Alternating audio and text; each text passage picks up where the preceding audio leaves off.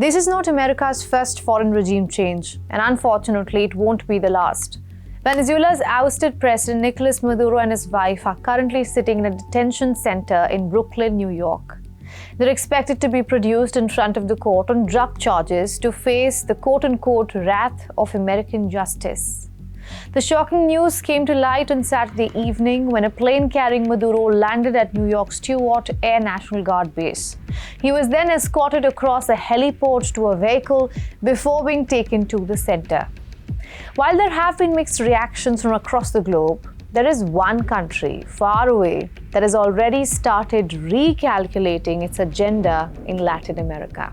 I'm Ananya Datta, and this is Grey Zone, where politics and geography collide.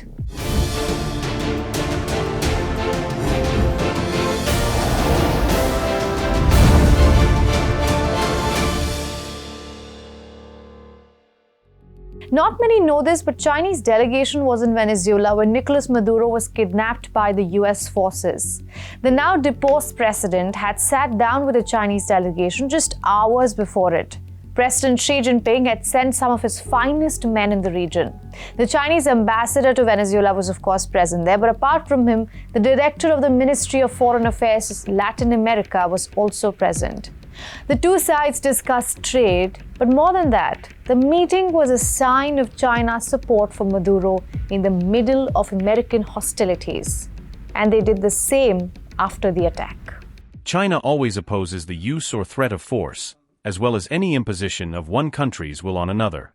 We never believe that any country can play the role of world police, nor do we agree that any country can claim itself to be an international judge. The sovereignty and security of all countries should be fully protected by international law. After the attack, it was said that the Chinese officials were still in Caracas. The timing of events prompted some viral memes across social media platforms.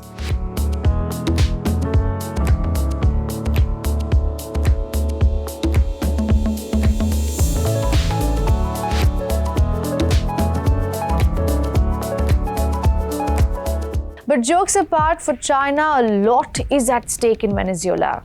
To be precise, $105.6 billion.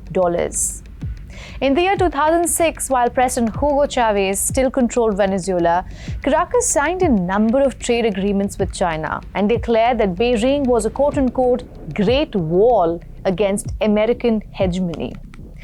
There are over 600 existing agreements between China and Venezuela. But it all comes back to one thing, which is oil. Venezuela has the largest proven oil reserve in the entire world, and China is the largest importer of its crude oil. So over the years, Xi pumped money into Caracas' battling economy, and in return, Maduro pumped discounted oil from the ground. So trade, diplomacy, and politics. All in all, this relationship was going pretty well for Beijing. But not anymore. Everything looks in jeopardy since Trump has said that the US will run Venezuela without an expiry date. The main thing, as we said, is oil. The US sanctions on Venezuelan oil will continue, which means it won't be easy for China to buy oil as before. Chinese oil majors, Sinopec and China National Petroleum Corporation, also have legacy claims to develop Venezuelan oil reserves. But again, Trump has said he will bring in American oil companies to run Venezuela's oil industry on their own terms. This is the second time in a year that Washington has indirectly hurt Beijing's oil imports. First was disrupting Iran's supplies, China being its largest customer, and now through Venezuela.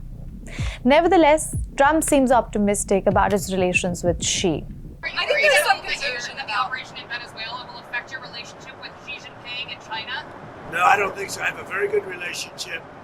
We have the power of tariffs, and he has other powers on us. Are you still planning to travel to see him in April? Yeah, I'll be going in April.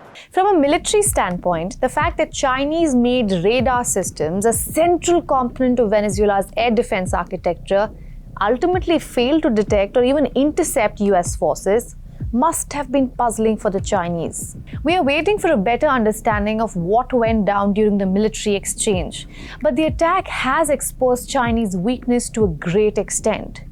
Geopolitically, Venezuela has been China's window into the Western Hemisphere, a rarity for other American rivals. But with Trump's, as he's calling it, Donroe Doctrine in place, this region is slowly becoming inaccessible. What troubles us for the future is if Trump is justifying his ownership of the Western Hemisphere, what happens when China does the same with the South China Sea? I guess we have nothing to do but wait and watch. I'm Ananya Datta. Thanks for watching Grey Zone.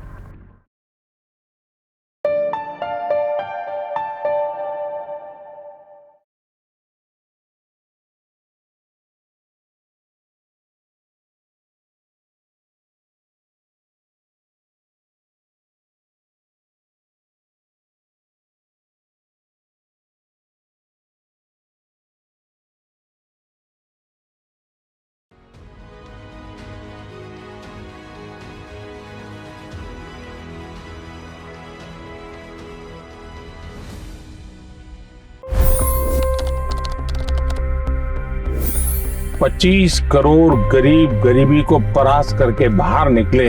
For the good of our nation, let's work together and let's truly make America great again. The fastest news breaks. Requested PM saying that look, you will have to speak to Putin and to Zelensky. The biggest newsmakers. The relationship with India is probably the most important bilateral relationship the US will have for the rest of this century. The capital delivered quite an election result today. Expert analysis. The million-dollar question today is how to stop this dance of death. Ground reports. I'm standing at the crossroad of the Kumbh Mela. Behind me are more than 100 entry ghats. Long-form interviews. Exclusionary politics is reflected in Manipur case as well. You don't bother because this is a small state.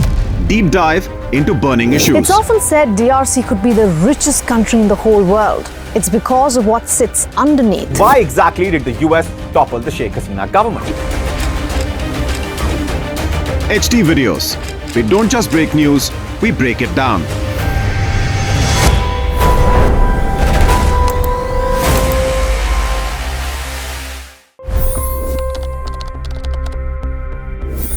$25 crore गरीब गरीबी को परास्त करके बाहर निकले।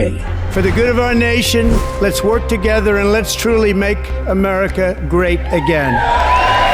The fastest news breaks. Requested PM saying that look, you will have to speak to Putin and to Zelensky. The biggest newsmakers. The relationship with India is probably the most important bilateral relationship the US will have for the rest of this century. The capital delivered quite an election result today. Expert analysis. The million-dollar question today is how to stop this dance of death. Ground reports. I'm standing at the crossroad of the Kumbh Mela. Behind me are more than 100 entry ghats. Long-form interviews. Exclusionary politics is reflected in Manipur case as well. You don't bother because this is a small state. Deep dive into burning issues. It's often said DRC could be the richest country in the whole world. It's because of what sits underneath. Why exactly did the US topple the Sheikh Hasina government? HT videos. We don't just break news, we break it down.